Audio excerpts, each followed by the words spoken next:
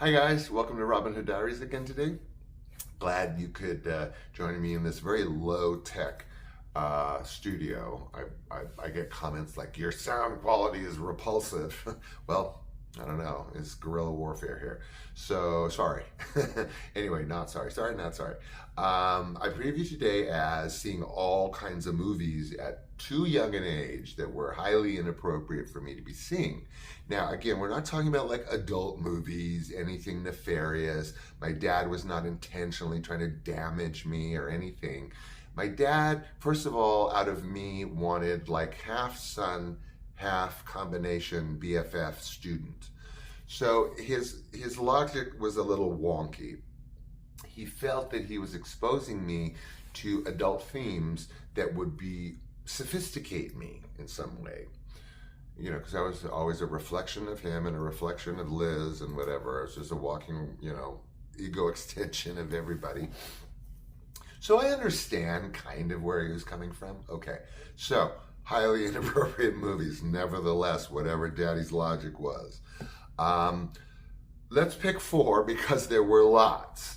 My dad there were two high-end strip joints in Los Angeles, Hollywood area, West Hollywood at the time, the Pink Pussycat and the Largo.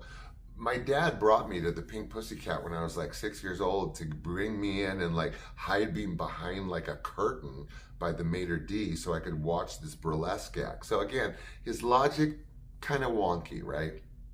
And he's doing this like right out of the gate. Pink Pussycat was before any of this, I think. Yeah. So anyway, I got to see burlesque at 6, 5. So gives you some idea, right? Okay.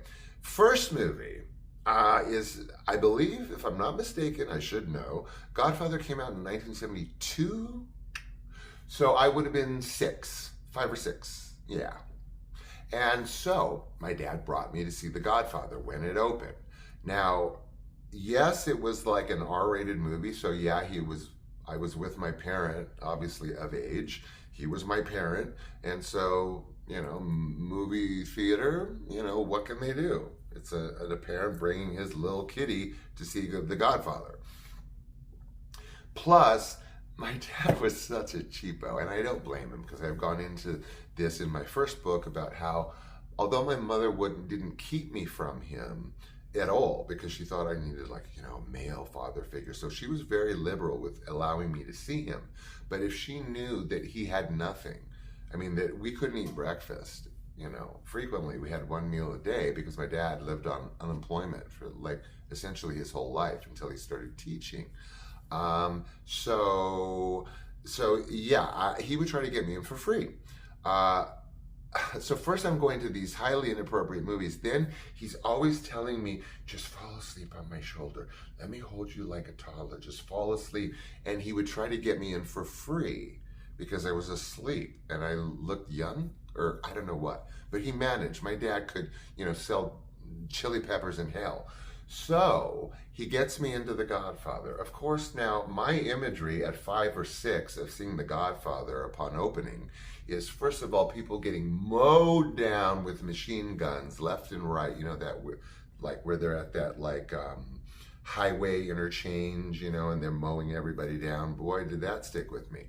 Then the one that stuck with me for years was the scene where they get back at the guy by taking his prize horse, severing the head and putting it in his bed while he's asleep, only to wake up to that. Actually, interestingly enough, the actor did not know it was going to be a live horse head. He knew the scene, but they went out to a butchery, whatever. Freak the actor out. Freak me out. So that one stuck for way too long. The bloody horse head. 5, 6. Okay. Now, as if that's not bad enough, good enough, bad enough for him, good enough for him.